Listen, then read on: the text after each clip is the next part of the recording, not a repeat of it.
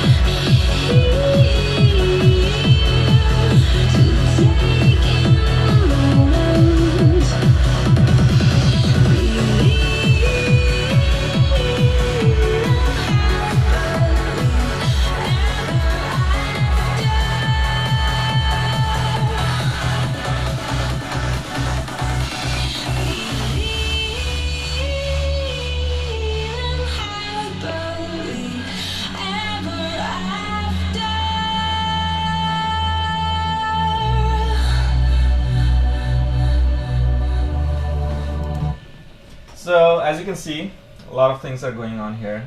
3 layers of vocals. So let's look into each of the vocal layer, what we exactly did here. As you can see, the first layer that we have is the dry layer, which is the actual main vocal.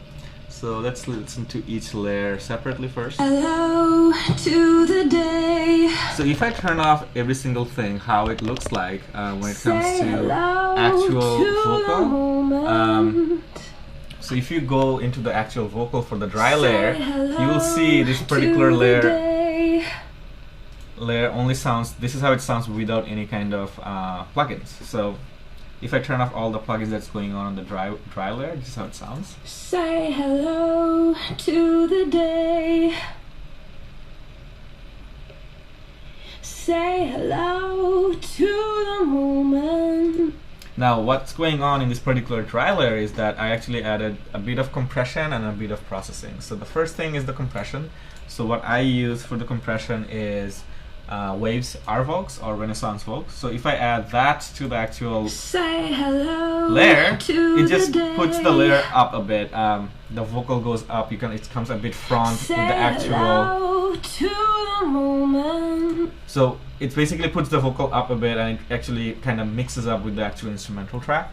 So how I do it most of the time when it comes to mixing up the vocal with the instrumental track is that sometimes the vocalist would write the track before I actually finish the instrumental, and most of the time would be I would finish the instrumental and then I will send it back to the vocalist and they will write the track around it. So that's what exactly happened with the Jaren's track. So what happened is at first me and Sunset and I actually finished the track, then we sent it back to Jaren, then Jaren sent us the vocal back, and then once we finished it, we kind of glued the vocal together, then sent it back to Jaren, and then Jaren requested for a few changes, specifically for the leads, because it sounded a bit early and few-ish, but it's fine. I mean, we can always change things around the vocal, because that's my priority. When it comes to vocals, vocal is first, and then the instrumental comes in after. So that's exactly what we did. So we changed the melody, and then she sent the vocal back, and then we finished the track, and then sent it straight to Armada. Got signed in like a day, so really lucky for that.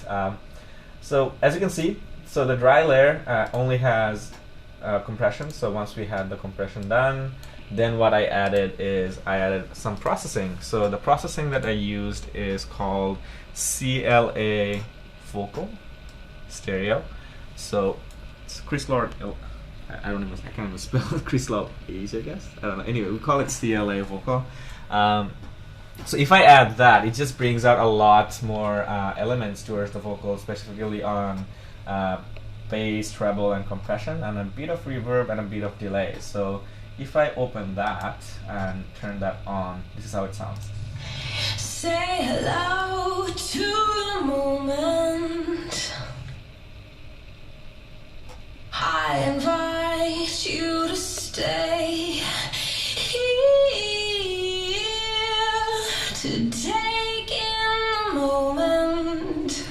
So if you can see here, you will see that what I did is I kind of changed some of the bass sections. So the bass has about 5.7 dB of boost, and then we have treble boost of about 10 dB.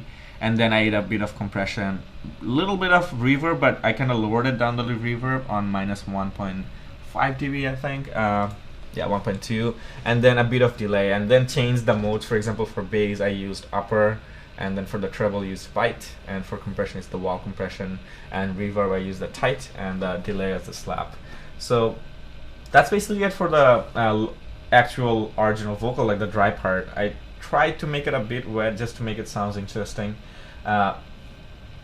Didn't really want to use too much of reverb, because the main reverb and the effects that actually happens on the second layer. So let's look at the second layer. So I'm going to solo the second layer.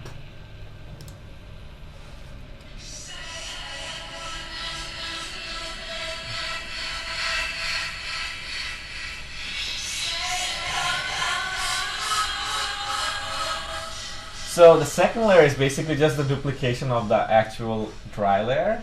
So all I did is I duplicated the first layer into the second layer, and then it has still the same thing. So it still has the compression, which is the R-Vox, and it still has the CLA vocal stereo processing as well. And after that, what I did is I added more elements and plugins to it to make it sound interesting. So I added a ping pong delay, and the ping pong delay, as you can see, the ping pong delay has about 4x4 sync with feedback of 60%, and making sure the output is completely wet. And then I added this is like a trick we call a shotgun effect. I learned this from my original mentor, Elevation. If you know the track WMW Shotgun, they actually uses this effect. So it's basically a delay and then a reverb and then another delay and then EQ the low and out, and you can either sidechain it, or you can also add another delay to just make it sound like it's really big, roomy, and it washes out every single time there's some kind of signal hits it. Yeah, I even saw this same kind of trick when Armin was actually going back and forth with Deadmau5 on their track that never got finished. So I learned this trick from there. It's really cool. So what I did is, after adding the delay, I used small room reverb, which is the stock reverb from Ableton. It's just a bit of a low cut and then pre-delay of 10 milliseconds. Similar preset that you can find from the actual stock preset. And then I used another delay, which is one of my favorite delay, called Fat Filter Timeless.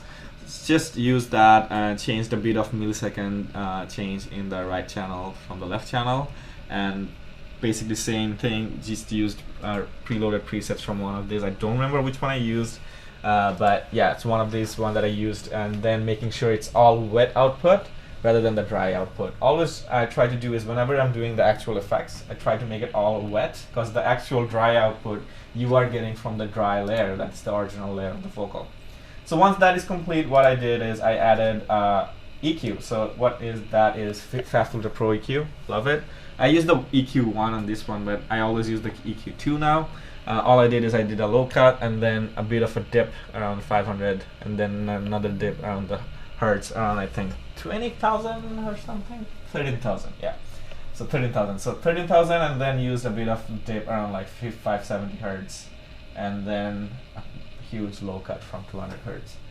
So that kind of making sure that only the vocal part of the effects shows up, no artifacts or anything like that around the low end, to make sure it doesn't sound muddy on the actual total mix.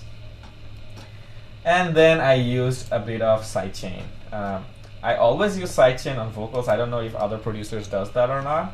I use that a lot on a lot of my layering when it comes to vocals, because if you use sidechain in a vocal, it's just when the kick hits in, even though it's not the actual vocal that's getting sidechained, it's only the effects, it makes it sound a bit more, I would say harmonic, I guess. It just sounds a bit more, what's the word? The good word would be, it sounds a bit more polished. It doesn't really sound really raw. It doesn't sound as if like there's a vocal on the top of the actual track, as if someone just plays the vocal. It's kind of like that. So if you have that effects, and then if you do a bit of sidechain, it definitely sounds really cool. And then what I did is I added, to make it sound a bit more interesting, I added another layer. So what I did is, on the final layer, I duplicated the actual layer again, but then I cut off most of the parts from the vocal and just left few parts where the actual hook comes in. So for example, if you go here and I play here,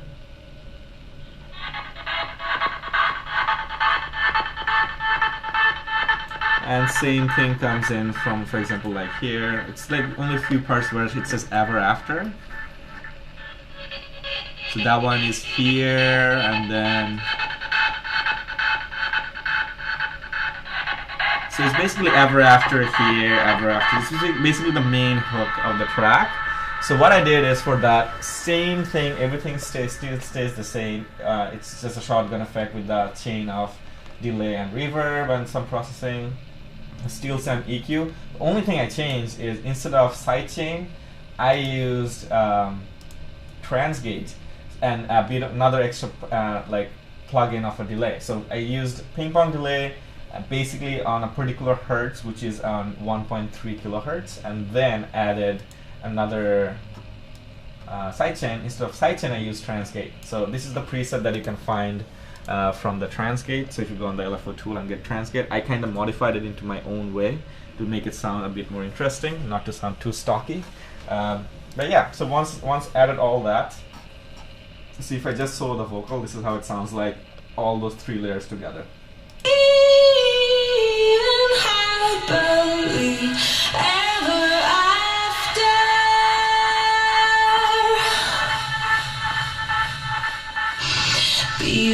So as you can see, like that, the transgate is the last effect that kind of just leaves behind the vocal. So every single time she says after, just you can see there's a sign, kind of like a good effect that kind of like goes through like a delayed tail. One thing I definitely would recommend when you're doing the LFO tool, always try to smoothen it up, because as you can see, even I have smoothened up to like 71%, it still leaves a bit of click sound.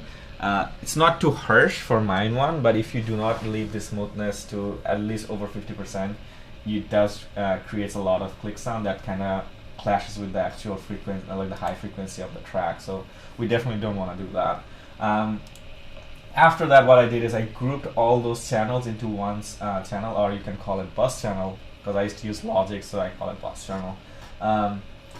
So basically what I did is I created a bus channel to make sure all this routes back to one single channel, and on that channel I made some processing in total. So what I did is I did some EQing, some processing. So first EQ is the Fab Filter Pro EQ. I just did a low cut, basically around 84 hertz, and everything else stays the same. A bit of dips around like 10,000 hertz, that's it. And then my favorite plugin right now is called Isotope Ozone 7. Really in love with it. I used to use Ozone before, but this is the most consistent one they have came up with, the Ozone 7. So this one, what I used is the preset called Vocal Richness. What it does is basically glues out all the layers into single layer, particularly if you have vocal track. So if you use the vocal track, and if you have different layers of vocals, if you all merge into one in group, and then if you add that, it definitely brings out a lot out of it from the vocal layers or the vocal bus channel. So if I turn off the Ozone and just play it without the Ozone, this is how it sounds like. Believe in happily ever after. And that's how it sounds like with the Ozone. I don't know if you guys can find the difference, but I can definitely hear the difference here. It just brings out a lot more high end, and I feel like it adds a lot more exciter to the high end and the stereo as well. Definitely expands the stereo in different frequencies. I can show that to you what exactly it's doing. So if I hit play, To take in the moment. so as you can see here, Believe in happily ever after. so it's basically the stereo that's it's not too stereo-y unless it leaves the actual tail with the delay, but normally it's a bit stereo around, it's kind of like a triangular curve, not too steep and not too wide, just to make sure there's a good stereo on the vocal too. What I do sometimes is when it comes to actual effects, I try to make it stereo and the dry part make it a bit more mono-ish. It kind of stands out because you have the vocal very in front and you have the effects kind of stereo, so it kind of separates out and spaces out different frequencies as well. It doesn't clash between the vocals as well. So yeah, that's basically it. And then what I used is in the master bass, I used again another isotope 7 just to glue everything out with the actual track. So all I used is simple glue on the ozone 7. So as you can see, yeah, just all I did is basically added ozone 7 simple glue, just added a bit of boost on some of the frequencies, bit of dynamics, and a limiter. When it comes to actual vocals, what I do is so people love to quantize just double clicking on it and then changing like bits and pieces from here. I prefer more manual ways because I come from the whole Logic family, so when it comes to processing vocals or quantizing vocals and all that stuff, I prefer to go a bit more in depth and try to fix things. So what I do is I kind of like cut bits and pieces like this, and then I would paste it, and then I will kind of manually go between like different waves, and by hearing in ears I will like trying to fix it with the actual track. I just prefer that way. It just makes things more interesting and I just have fun with it, that's all. So yeah, that's basically it for vocal processing. Let me know if you guys have any questions. Leave it in the comments below. I'll try to answer as much I can today.